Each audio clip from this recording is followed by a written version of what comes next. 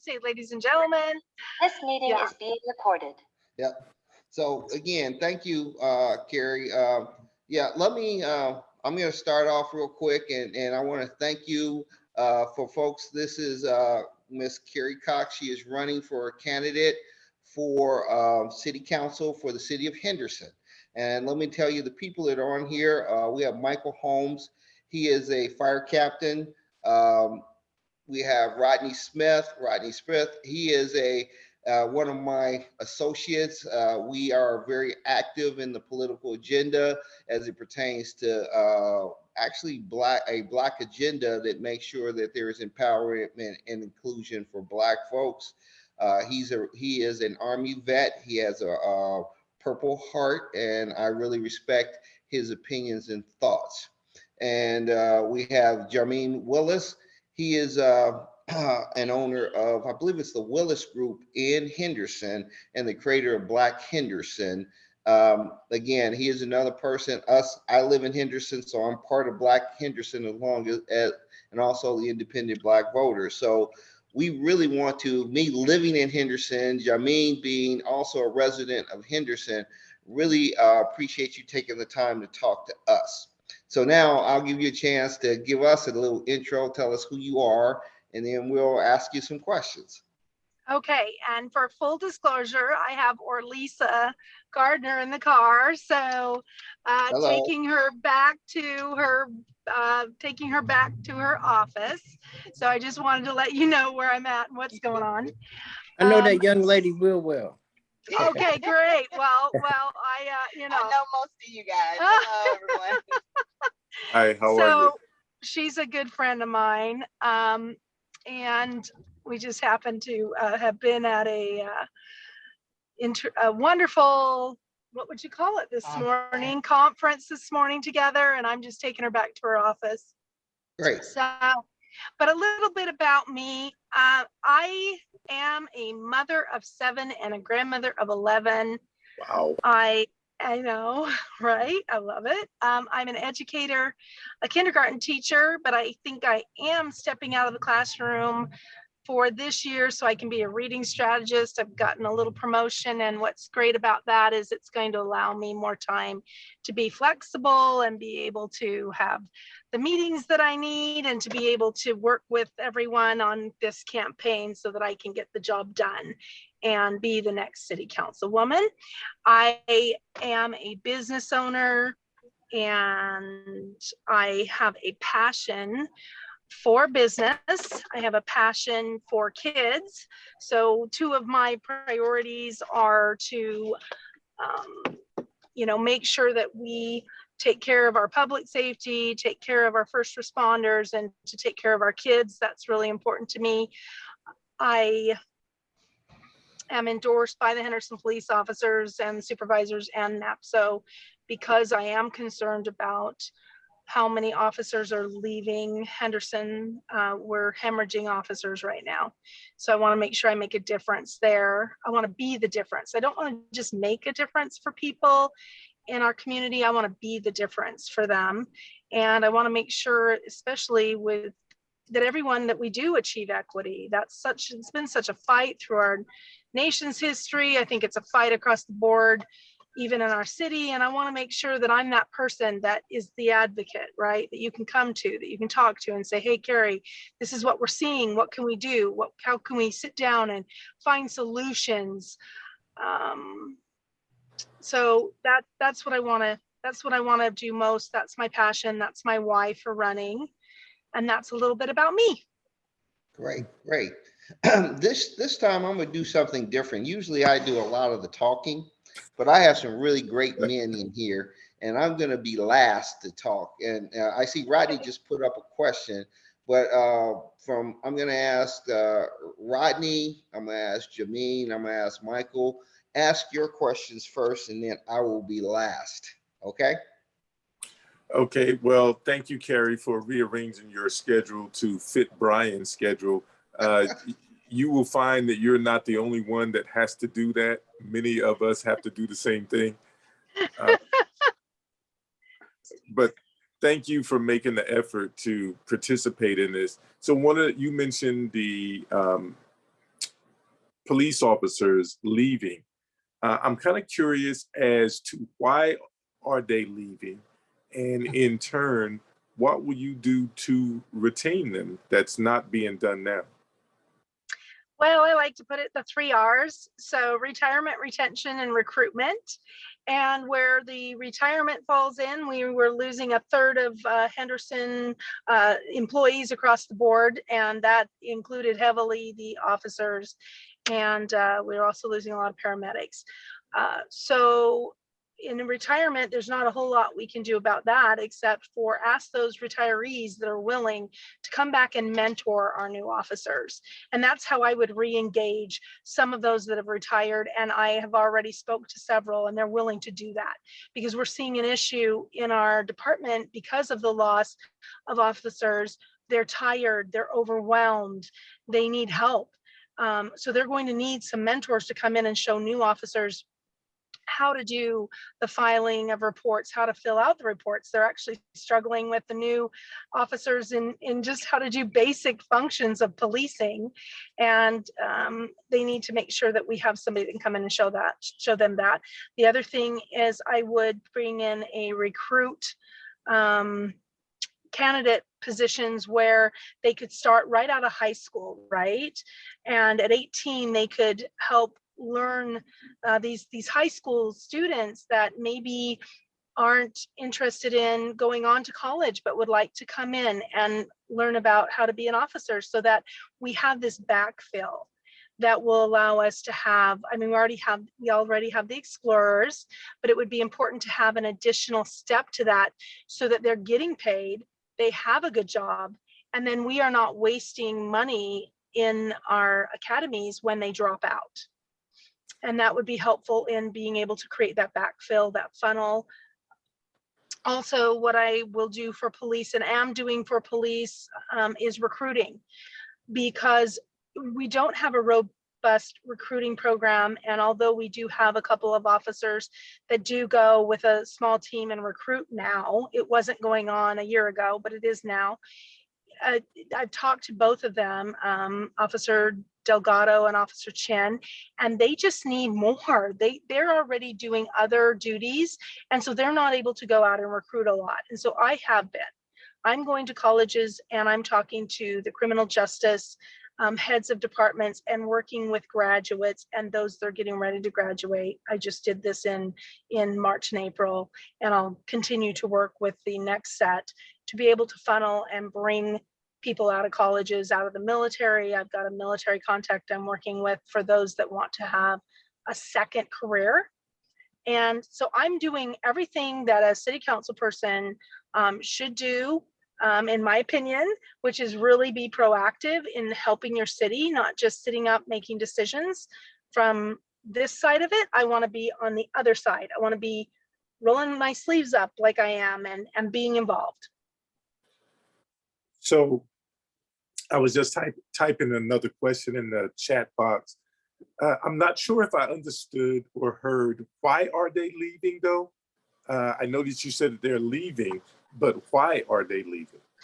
They're retiring. We lost a large group to retirement. We lost a large group to retention, which is, I'm sorry, the third R.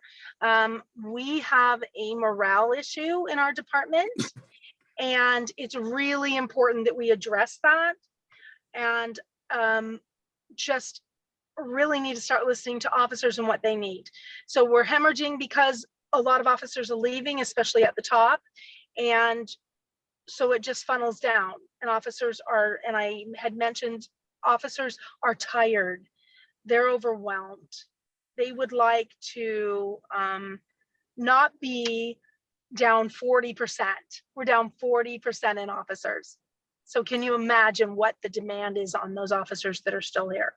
To expand on the morale issue, we have had, and again, this is not from me. I don't have an opinion or a judgment on their morale issue.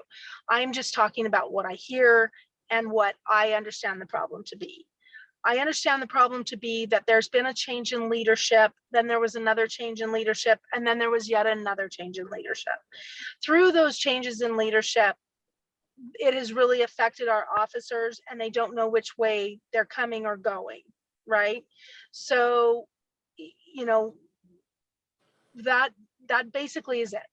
It has been that, and then the city council that we currently have in place, and again, I have nothing against the current city council, but where they're feeling that there's an undercurrent of defund police going on in the city manager's office and with some of the city council people. So, you know, although it's not outwardly said, there's a lot of emails, there's a lot of internal things going on that are really, to me, very concerning. And they just feel like they are also handcuffed, so to speak, to be able to do their job. They're not allowed to do a lot of arrests on things that, and Like again, what? it's major detail that you know, they just are not, they're just really encouraged to allow things to happen. And So- I cannot get into detail. I really can't. I'm really getting So, off into the okay, weeds so here. let me put it this way. What is, besides that, what is actually wrong with the police department from your perspective? So regardless of what other people may see, you know, nobody and no thing is perfect. So what is the things that Support. you perceive to be wrong with the police department that you can fix outside of those areas that you just mentioned? Giving them support, having an advocate. They need an advocate, somebody that says, let's sit down at the table. Let's find a win-win for everyone. So that, because and we need equity on the police force, you know, so we need to make sure that we are engaging and having, you know, anyone that would like to be a police officer feel that they're safe to do so, that they're safe to come to our department, that they'll be accepted, that they will have what they need to do their job, and that they will have a place where they truly feel that they belong. So when you say equity on the police force, where when they come to the police force, they will feel accepted and when you say they, who is the they, and Any what is officer. that equity? What is that Any- equity? Any officer, so that they feel that, you know, that they are part of something. Any officer. And it's more, and it's not coming from so much the officers inside our department. It's coming more from leadership. It's coming more, and I'm not, again, I don't want to discredit our leadership, because this is not my issues, right? I just want to fix the issues that are at hand. And that is going to take them having an advocate where we can sit down and we can work with leadership, and we can make sure that our policies are pro-police as far as that they are supported. So I Because want to there's just nothing worse with them when they're not supported. before I pass my time up, I want to get back to this issue, because what you're talking about is a very volatile situation. At least that's what I'm hearing. Because what I hear you say is about the police, and the police are there to serve the community, the people. And what I'm hearing is that the police's problem is they're feeling besieged upon by something that I don't quite get. But how do the people, because the police are there supposedly to protect and serve. They're not there Absolutely. as an individual entity. The people aren't here because of the police. The police are supposed to be there for the people. And so if the people feel like there's issues with the police, shouldn't that be addressed as much as whatever perceptions that the police have about the people? Well, I don't know that, and what I'm talking about is I don't know, I'm not hearing a lot of problems with residents against police. That's not what you're absolutely right. They're there for the residents. We need a community policing, presence. I'm not hearing complaints. If they're there, then I need to know and understand those. I'm trying to make sure we have protection, that we have officers. That's the key for me right now, because if I'm hearing, hey, we have officers that are having issues, if we have officers, they're being taken care of, they're almost being dealt with almost overly harshly from what I'm seeing. But again, this is just my view from who I've spoke with. So I'm going to get, a one-sided story about why officers are leaving. And that's that's what's important to me. Okay. And when we say defund police, what I mean is that there's an undercurrent that is taking away from our department and I can't even explain it because I'm not in the middle of that department, but I can tell you what officers are saying. They want to leave. Okay, So we're going to ask. That's the problem. Yeah, we're going to ask Jameen to answer. He's a real estate Henderson, but I do ask a question. I always hear they. Who is they that are saying defund the police? Because that I identified. Huh? I identified who. Okay, who you saying who? No, please tell me again. Who is it? Because I hear that a lot, but I'm not sure who that they are. Because I'm a person who believes that we have a good police force and don't believe in defunding the police, but I do believe in accountability for the police. But who is they that are talking about defund the police? We have an undercurrent in the city manager's office and in the city council. That is who they is. Okay. So and that is how I began this. And I'm not attacking, again, I'm not attacking anyone. I'm not saying, I'm telling you how they feel. This is from them. Okay. So this is from the officers. This is from the Police Officers Association, the Supervisors Association. This is how they're feeling. And what that equates to is a hemorrhaging of officers off of the force. Okay. And so that, because they do not feel supported by city council, they do not feel supported by the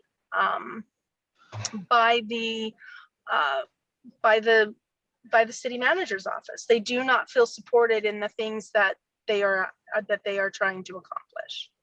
Okay, great. We're going to move on to Jameen. Again, he is the creator of Black Henderson. I'm part of that also because I live in Henderson. He is also a owner of a real estate company here. What questions do you have, Jameen? I don't have as many questions as I have. I would like to hear your ideas and plans that you may have in place. So with, the Willis team, LV and Lavender real estate companies, and in Black Henderson, what we focus on is community and commerce. So my question to you would be, what ideas or what plans do you have in place for small business owners, the creation of entrepreneurship opportunities in the city of Henderson? Do you have in place or ideas that you have? And then I'll get to my next question after that one.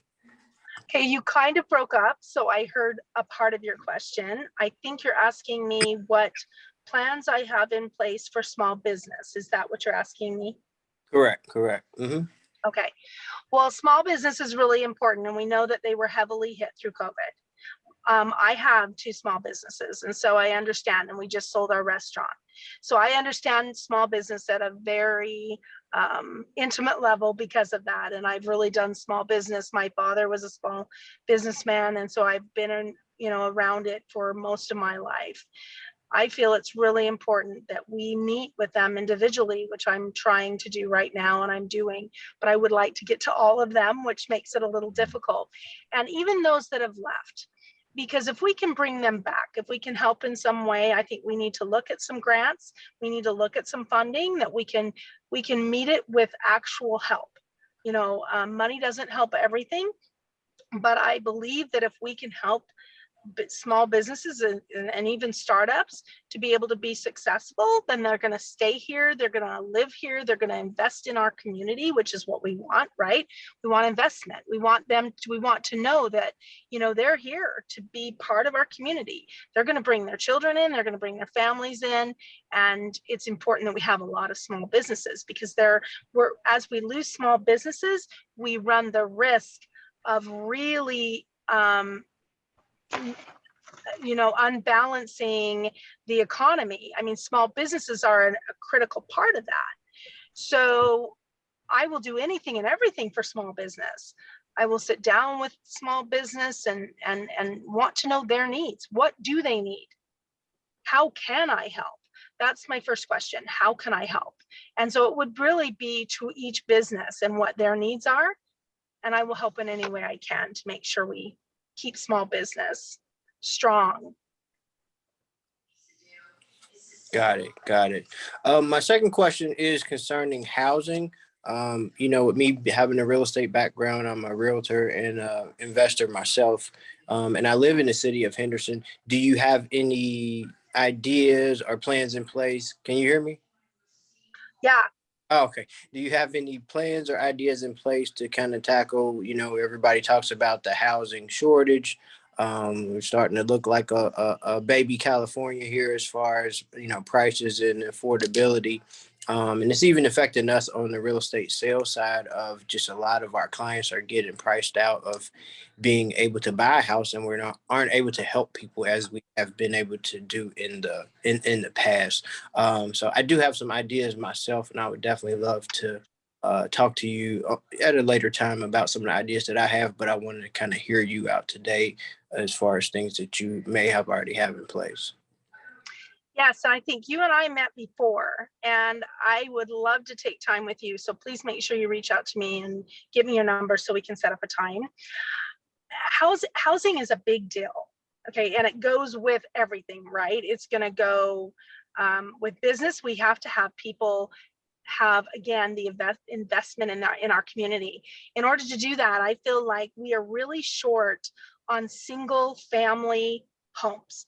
I don't know if you feel the same way, but what I'm looking at in the data, that's what I'm seeing. And I'm not against apartments. I want to put that out there. I'm not against them, but we are choosing in Henderson, it's not even we, Henderson is choosing to build apartments, even in areas that were zoned and were pigeonholed, and even they were started on for housing, for single family homes. And so with that, we change our demographic, we change the dynamic of our city. It's okay to have mixed use. And so where we have apartments and we have single family homes, and then we make it all work. But as we continue to put in more apartments, we are becoming unbalanced. And I have a really hard time with that. We're not encouraging home ownership, and that's critical. So to me, that's a high priority. I would be really pushing for single family. One of the things that I'm seeing happen, and you will have to tell me because you are an expert in this, but what I'm hearing and seeing is that there's this big push about apartments, even online. If you go, there's a Facebook ad, do you want to be a millionaire in 1 to 2 years, own a couple apartment buildings? That's actually an ad that keeps flipping up onto my screen. What scares me about that is that is the reality, and that is the push. And so we have to get off of that, and soon in Henderson. We're losing some of the quality of our community and what Henderson is a place to call home, right? And so if Henderson is a place to call home, we of course want to be inclusionary and welcome anyone and everyone that would like to come to Henderson, but we have to deal with the issues and the proper planning of our community. And I think we're off base on our planning right now. I think we've missed the mark. Yeah, I agree. We have to put it in place immediately because, it's just a different feel. You have the pride of home ownership. Shoot, even if you're just renting a single family house versus being in a big apartment community, it's just a total different quality of life. And so that's why I started homes, my investment companies, because I'm restoring single family homes for people to buy or rent. It's just a Thank total you. feel, that apartment community. It just gives you that corporate, vibe to it. And, one of the reasons why I relocated to Henderson was, the community feel, the green grass and the trees and things like that. And with all the, apartments, coming up and the promotion and, pushing it, it can really sway things in the wrong direction. Yeah, Yeah, this is and they Brian. are quickly. Yeah. Yeah. Carrie, this is Brian. Hi. This is the 100-pound gorilla that is here in the room.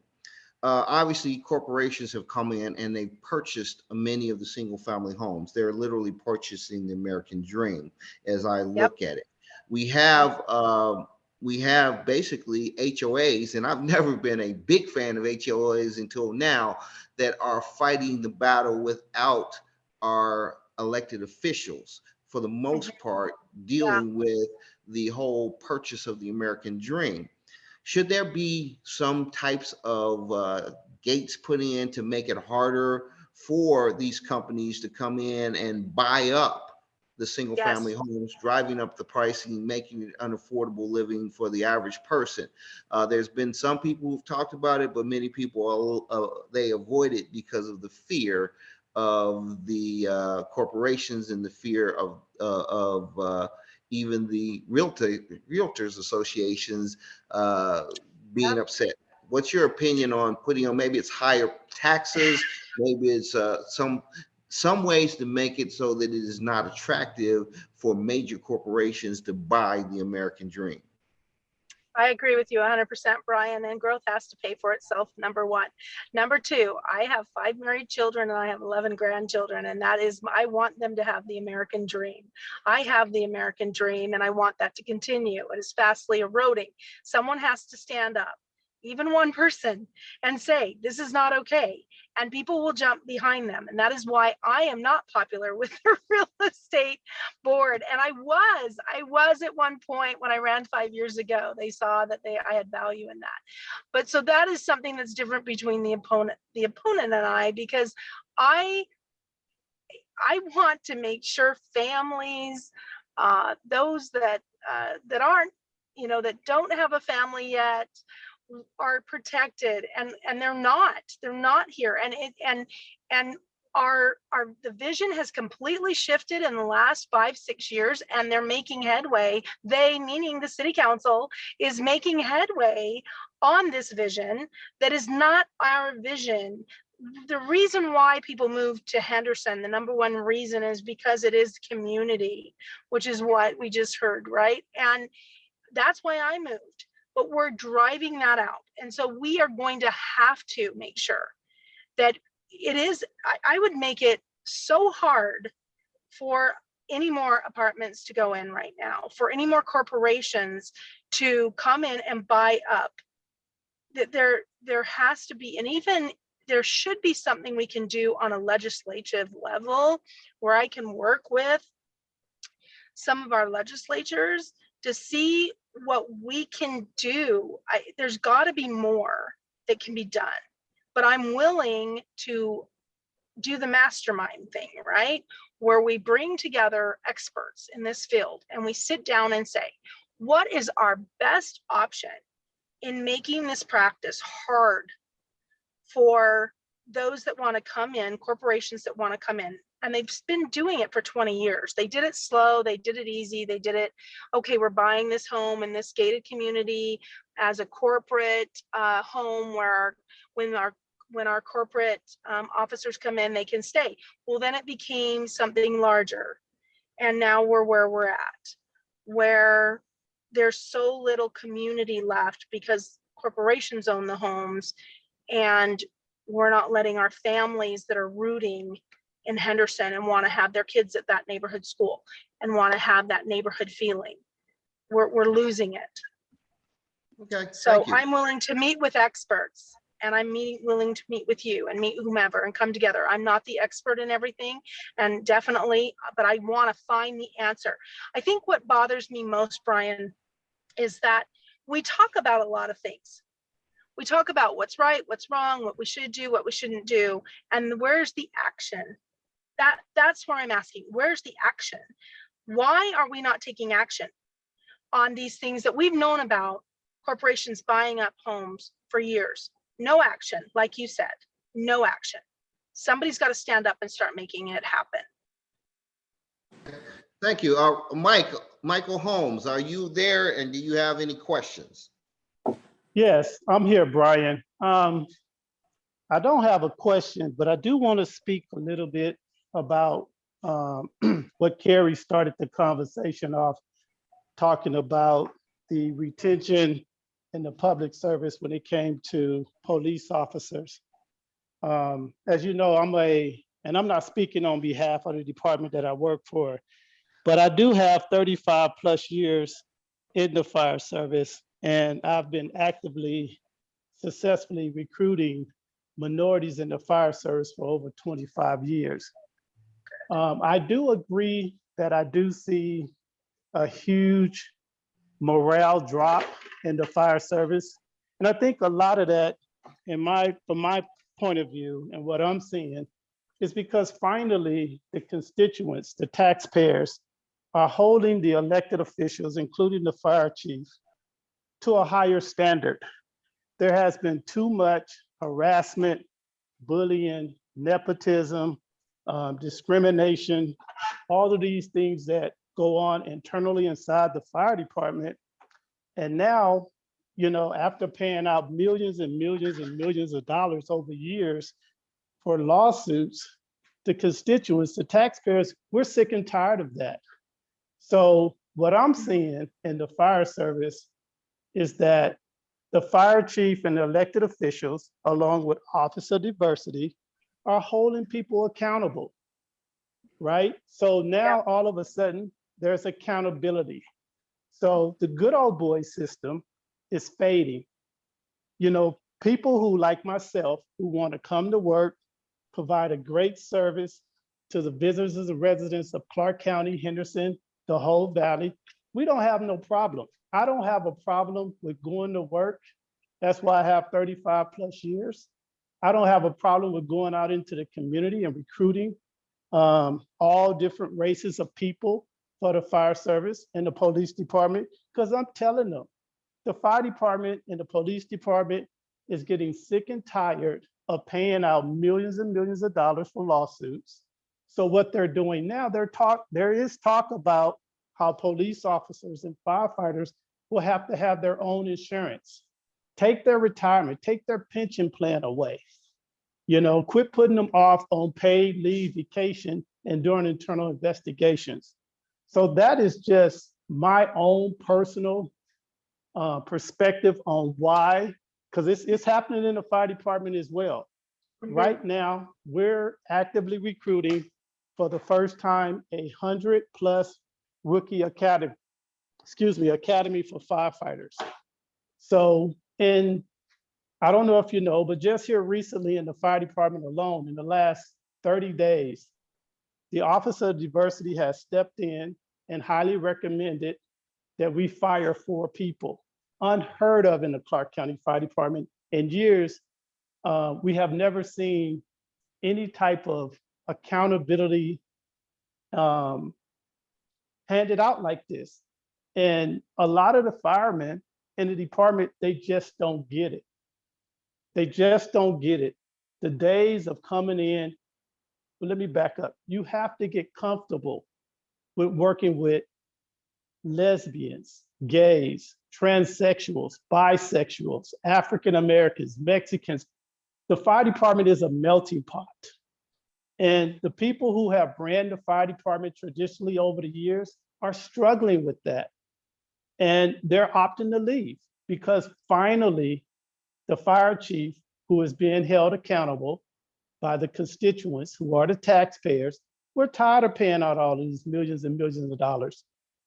Those millions and millions of dollars that we're handing out for these paid public servants should be going into better service for the community, better fire equipment, more fire stations so we can provide the consumers a better response time.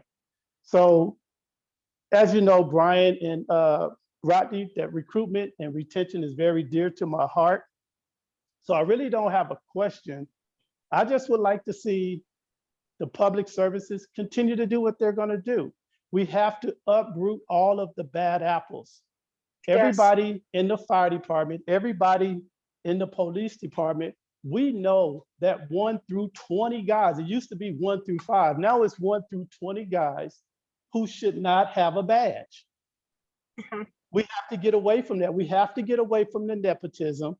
We have to get away from the politicians calling to say, I want this guy or this girl hired, no matter if they fit the career or not. And those, agree. that's what I'm seeing. I'm starting to see, as social media, Zoom calls like the one we're on right now, we are empowering the people to make a better decision. And I'm just happy with it. You know, you spoke about the chief that was out there in Henderson.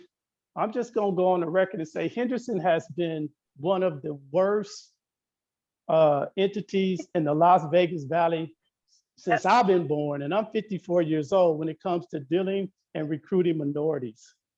They've always had issues with that. So the young lady, the African-American young lady that they hired as a fire chief, she was very good. They did a worldwide search, and this is who they came back with. And I knew from being in this valley and being a part of the professional Black firefighters of Clark County that she was going to struggle. But it wasn't because of her job performance and all of the credentials she had to hold the job.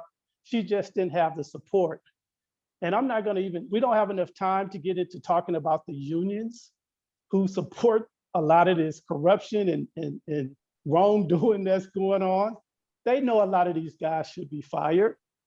But the union, you know, to get that union endorsement, a lot of the politicians will, excuse me for saying it, but sell their soul. And so they're empowering the union to protect these individuals who are doing a horrible job, making us all look bad and wasting the taxpayers' dollars. Okay. Yeah, and you said fire, but did you mean police? Did you mean the police chief? Yes, the The young police lady chief. that was hired as the police chief? Yes, I don't want to mention her name, but yeah, the No, I know. African-American young lady, Yes, yeah. they No, I was just did her making horribly sure. wrong. Yes. Yeah. Yes, yes, yes. And let me just let you know, I'm not a politician, so that's the first thing. I won't sell my soul for anything. The reason, and believe me, I haven't had one conversation with anyone that has talked about officers that they've kept on that need to be thrown off. That hasn't been talked about with me personally. What has been talked about is that the hemorrhaging of the officers is that there's just been so much internally done that, and again, I don't have all of that information. I just know what they're conveying to me.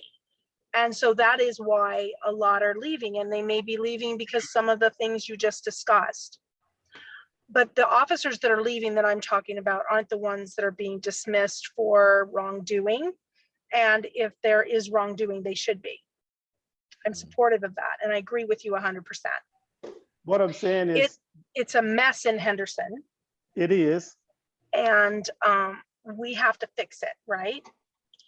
So the only one that's going to address it and fix it is me, out of the two candidates that are left, because I'm a no holds barred person. I won't get bought. I'm not bought. I am willing to advocate for a better police force. I'm willing to advocate for us bringing in the right person for the job. So in other words, everyone should have that opportunity to come in and apply if they want to be there. But we're not seeing the interest. When I'm out recruiting, it's difficult. I'm just going to tell you, people want nothing to do with being a police. I mean, that's a nationwide policing issue right now, where for fire, and I don't know if you would agree, because you would be the expert on this, fire is easier to find people to want to be on the fire department than the police department. Would you agree, or do you see it differently? Yes, I think that we have more minorities working Exactly. to get out and give and spread the word about the fire department. But I think that my fire chief and I had a meeting. And basically he said, I'm blind, blue-eyed, and balding, and I cannot connect with the minority community. Right. So he asked me to consider to go get him. So I said, yes, I would. But I also, before going out, I made sure that he understood that don't move the goalposts when I go out and get them. I'm gonna go to the colleges, the churches, the barbershops. You know, I'm gonna go find these individuals. The high school football game, we set up and did all of these things. And I was me and my organization was very effective in recruiting minorities, to the point, depends on who you ask, they turned around and tried to fire me. So Oh, wow. if you know, it's a, everybody's not happy about the diversity, but I tell everybody who asks me, because they ask me a lot, why am I so successful in my organization as far as getting people recruited? And my answer is, the best way to recruit people is for people to see us on the fire trucks and in the police vehicle. If people see us, because you can become what you see. If people see us in the fire truck, and people see us in the police cars, and people see us posted up in the recruitment station, that has been my experience of the best way to get minorities into the fire service. We all agree that minorities provide a better service. So that's my take on that.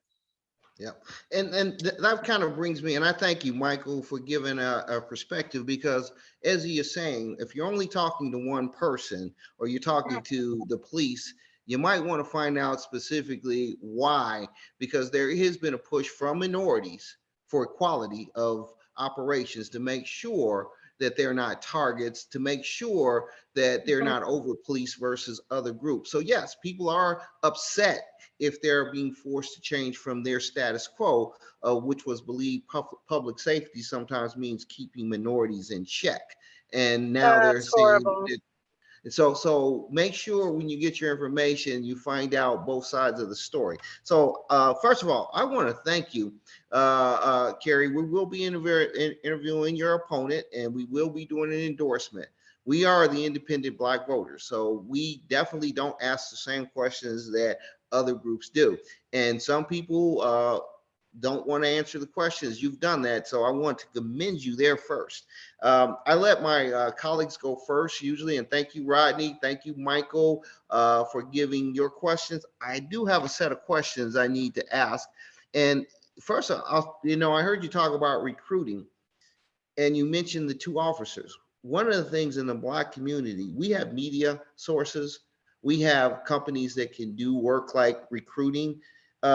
We have a low amount of Black people. Say, I don't talk about minorities who are part of it. And a lot of it is because the communication that is being used. Let's face it, if I'm a Hispanic that I'm losing to recruit, I'm going to go get Hispanic people. If I'm an Asian person, I'm going to go get Asian people. So once again, even these things that don't seem to be very important to you, that's what drives systemic racism. That actually drives the ability to not get good candidates, because sometimes those people are looking to recruit people who look like them, people who think like them, and they purposely stay away from other good candidates. So I challenge you as you go forward to be more cognizant of how your recruiting is being done, who your recruiting is being done with, so that you really get a lot of candidates. Because I'm going to tell you, I believe there are a lot of candidates in the Black community that would be interested in being on the Henderson Police Force,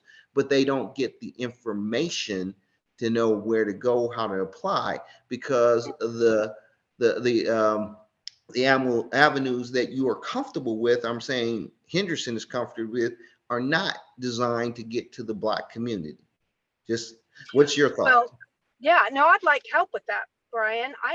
Like I said, I'm just doing this out of as a resident that's running for an office.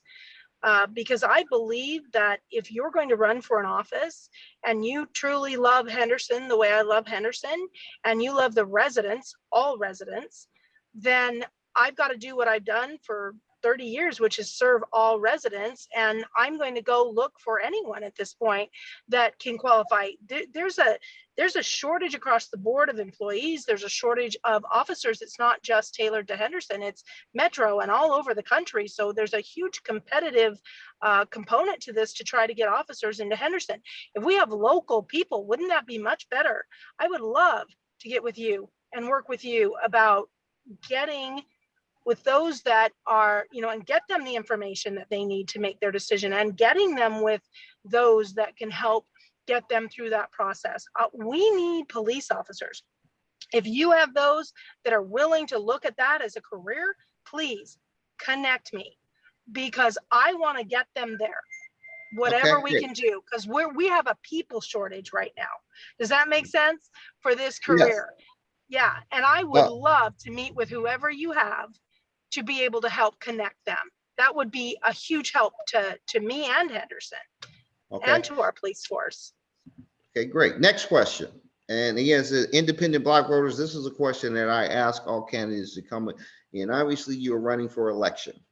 Obviously, there are volunteers and there are paid people. You have a company do you have anybody that's paid to do your marketing, your advertising, buy your shirts, to do anything there, or you're not? No, I am blessed that I am looking now for a campaign consultant. But let me just tell you, I'm blessed to have several family members and several people that have skill sets that are helping me. Okay. And I don't pay my walkers. All my walkers are volunteer. Mm-hmm. They support me. They did 5 years ago when I ran, and I have a large walker base. That come out for me. So it's because of who I am and how I have served, I believe, in this community. And I think that says a lot. You can buy, if you have enough money, you can buy anything. Mm-hmm. I believe that. You can pay people to do anything. If that's, I think it's harder, and I think it's better for someone to be able to say, no, I'm doing this the hard way. Mm-hmm. I'm willing to take volunteers and to help people that are helping me in a different way than handing out money, right? Mm-hmm. So that's how I feel. My question is, you say you have no people and no products like T-shirts, like people who are doing certain things or purchasing. Oh no, I do. Sure. Stuff like that. Sure, okay, I order them. Yes, I have somebody doing my T-shirts. I order them. Yeah, exactly. Do you have any Black businesses that you are utilizing in your campaign?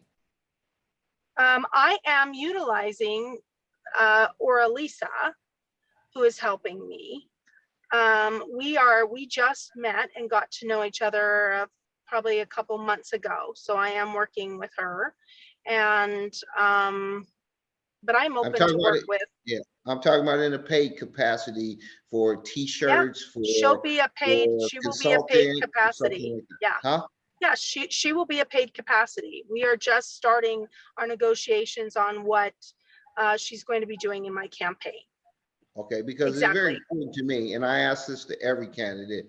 Mm-hmm. Economics is a big part of this. Sure. And if you walk the talk, you go out of the way to hire people that don't look like you. You go out the walk to make sure that you don't just want our votes, but you are economically supporting our area. So we'll follow you back on here. And I'm looking at Tony Lane coming into my campaign. I'm just talking to him also. These are brand new things that are happening for me. And yeah, absolutely. I'd love anyone that right now, like I said, I'm looking for a campaign consultant, and there's not a lot that don't look like me out there, and but I'm happy to work with everyone. I would love it. So if you have anybody you'd like to recommend to me, I'd love a recommendation.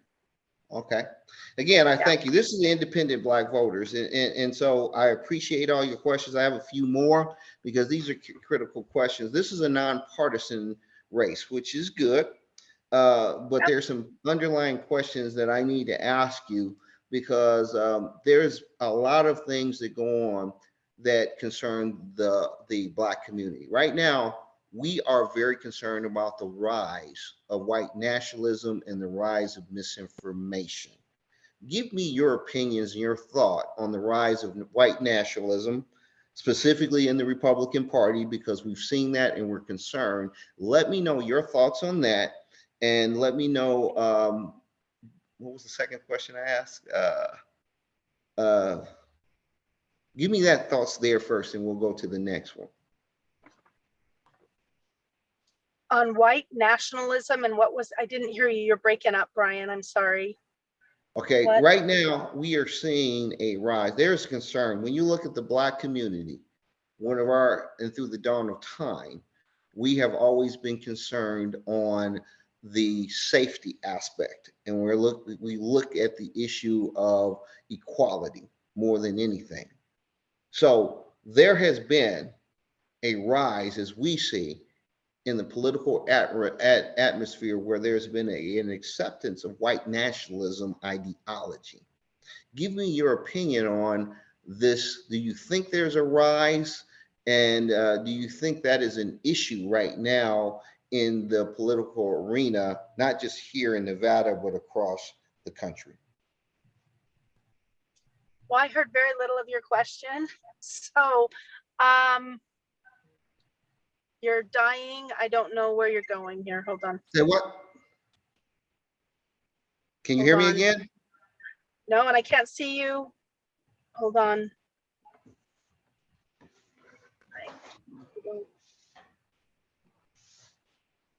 Can you see? I can see you clearly. You can't see me? No, my phone went black. Hold on. Brian, can you hear or see me? Yes. Okay. And Carrie, can you hear or see me? Okay.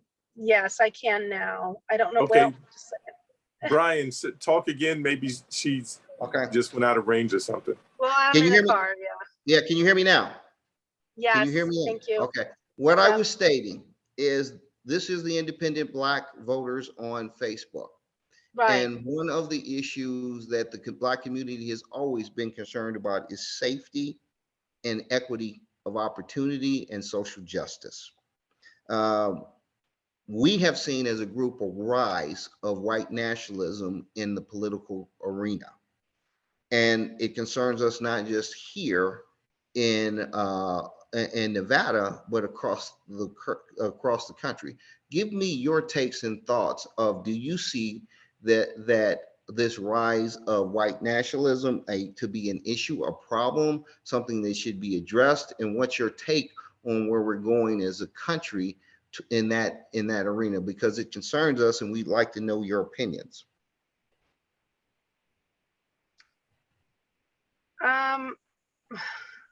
I just, bottom line, as if you're asking me that, I mean, that doesn't apply to me as a city council person, first of all. But if you're asking me my general feeling about Yes. our country and the state of our country, Yes, I am. I have always felt strongly that we need to honor that all men and women are created equal. And anytime there is anything that puts down any race, any culture, any creed, anytime someone puts down another person for anything that is different about them is wrong. So that is that is what I feel. And I move forward, and anything I decide or anything that I look at that I would be when I'm a leader, that I would vote on, that I just feel like we really have to understand equity at a different place. Equity is thrown around as a buzzword that I don't know if everyone really understands what that means. To be to have equality or to be equitable means that we all have the same rights. We all have the same liberty. We get to be successful just as my neighbor does, or no matter what they look like or who they are. So we should all have that ability and that freedom to become what we want to become and not be pushed down or suppressed by other people or other agencies or government or anything else. That's just my feeling on it. I think that we are moving in hopefully a better direction. I don't know. I think it's very confusing, at least for me. We talk about diversity, but is there diversity? And where are we not seeing diversity? Where are we not seeing equity? It has to be important enough that we all join together and do this. But there's going to be people that are going to go against it. There's going to be that. And if that's what you call white nationalism, then, you know, I don't know what to say as a white person. That's not how I think. So I don't relate to that, I guess is the best way to say it.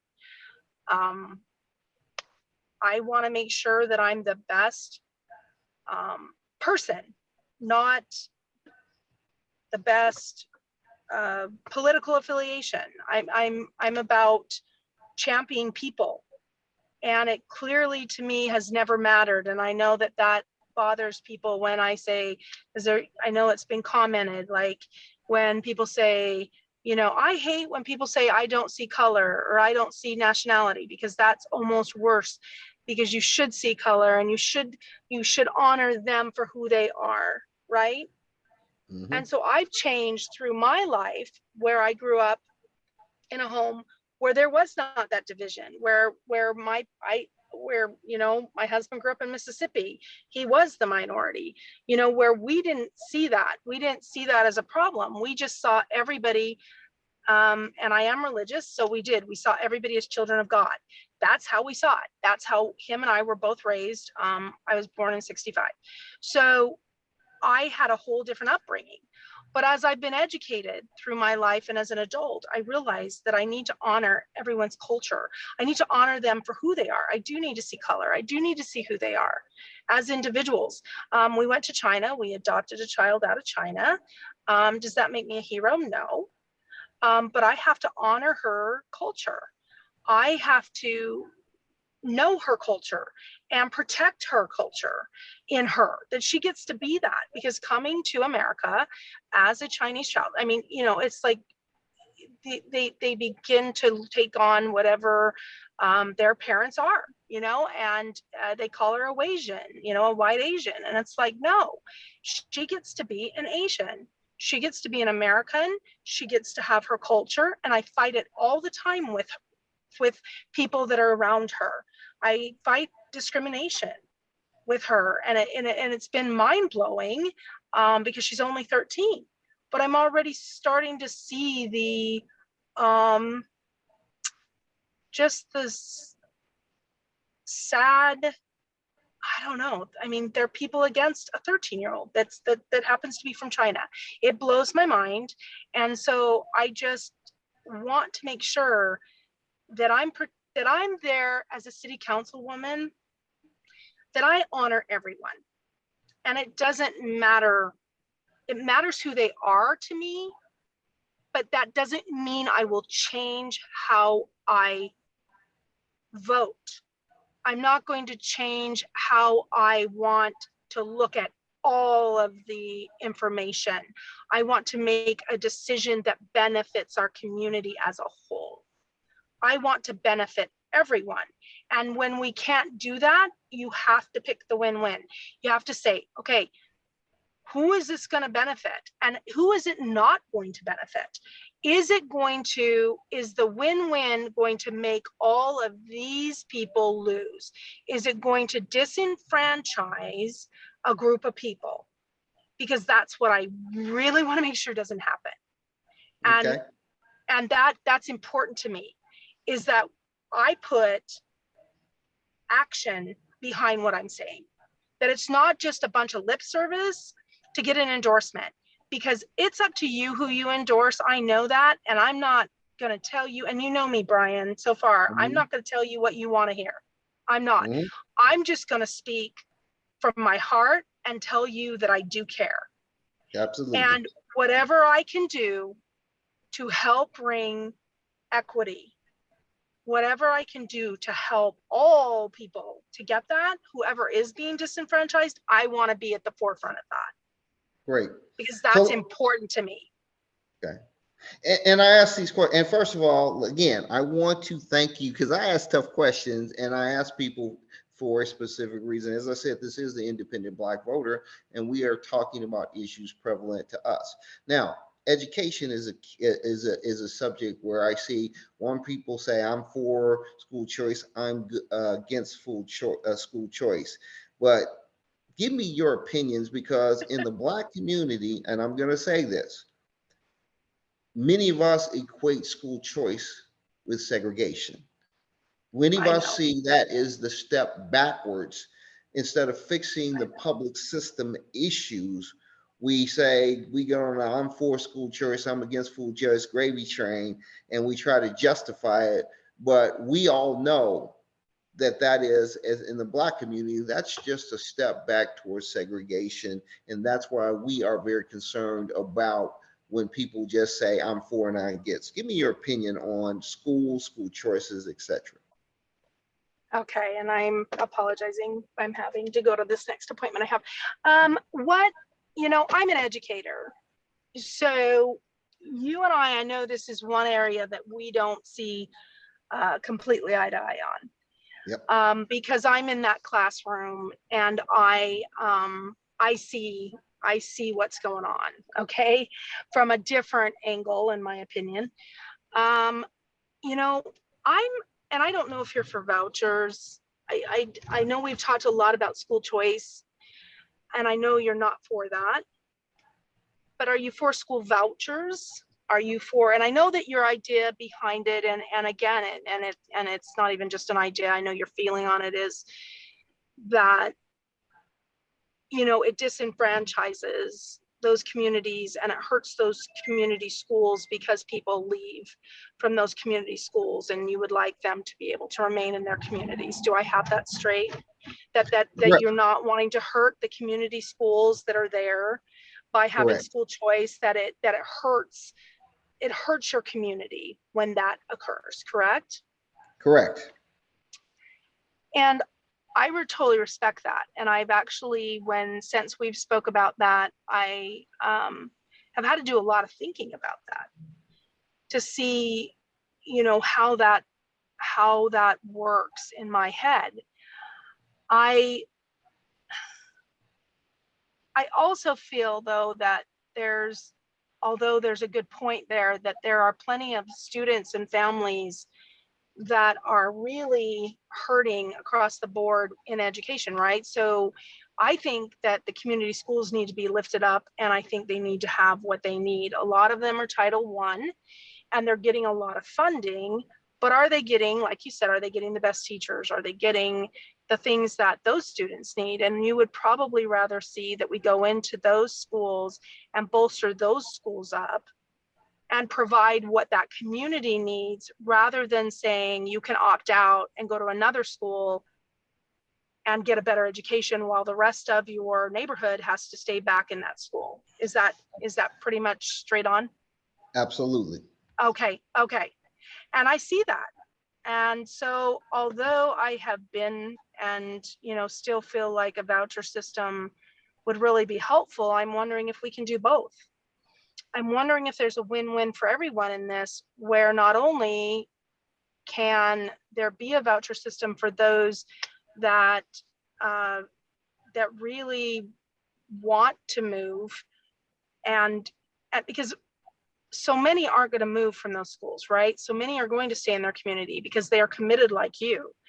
And so I'm wondering if it fits for a different area, that there are those that just don't want to be in the Clark County School District anymore. And we have banged our head against a wall with Clark County School District. I had 5 graduate from Clark County School District, and then moved my children out into charter schools to be able to get them the education that they needed. As an educator, I did that, and it benefited my kids. But I would absolutely like to save all kids, I think, and that there needs to be some saving, trust me, on this. So what would happen if we could have charter schools in your neighborhood, and we could also bolster up your community schools? Because the problem right now, Brian, for me, and I'm happy to solve it in a different way if that is truly disenfranchising, and it sounds like it is, certain communities. So the problem is Clark County is big. Clark County School District is big, and that is hurting our children in a lot of ways. So how do we resolve that then? By breaking up the school district, does that help your community school? Let's say we don't do school choice. Let's say we just break up the school district. How about that? Where we don't try to do the big apple, right? And go, okay, we're going to take this huge bite out of this apple. Why don't we start with just allowing those entities like Las Vegas, North Las Vegas, and Henderson? We're getting a huge wave of people that want to have separate, smaller school districts, so that they can focus more on community schools. And there's actually a community schools initiative that's going around. What are your thoughts on that? Because we have to do something, Brian. We've hit this wall. I mean, we're now at 48th, you know, sometimes we're 49th, sometimes we're 50th. I mean, I can't even keep up with where we're at. And the bottom line is we just want to teach kids and give them everything they need. Gotcha. So Hey, what do we do? Yeah. What do we do then? So those are my thoughts. I'm just talking out loud. I'm letting you know where I'm coming from, but we've got to do something with education. I agree. What I'd like to do, and first again, I thank you more than you know. You've taken the time to sit here and be open and honest, and that says a lot. I'd like to actually, because your time I respect, Rodney's time I respect, Michael's time, and Jameen's, I would like to pursue an off camera discussion with you about those, because that could be another hour, 2 hours, because if you're going to be there, there's some things you need to hear. So let's kind of end this and schedule another just maybe a conference call, because I do want to dig down into more items. I do appreciate you talking to us. And again, I'm trying to respect your time too, on the fact that I know I've had you out here for a while. So I'm going to end this by saying, first of all, just saying, thank you, Carrie. This is Brian Harris. I'm with the Independent Black Voters and Black Book Media. Our goal is to vet all candidates, regardless of their parties. We are nonpartisan. We believe that information is power. And so we're going to ask you to do a couple of more discussions with us if you have the time. And let's get a chance to know you, Carrie, the person. Okay? I'd love that. Thank you, Brian. Thank you all for being here. You're really kind. Okay. Thank you so much. Thank you. All right. Bye-bye.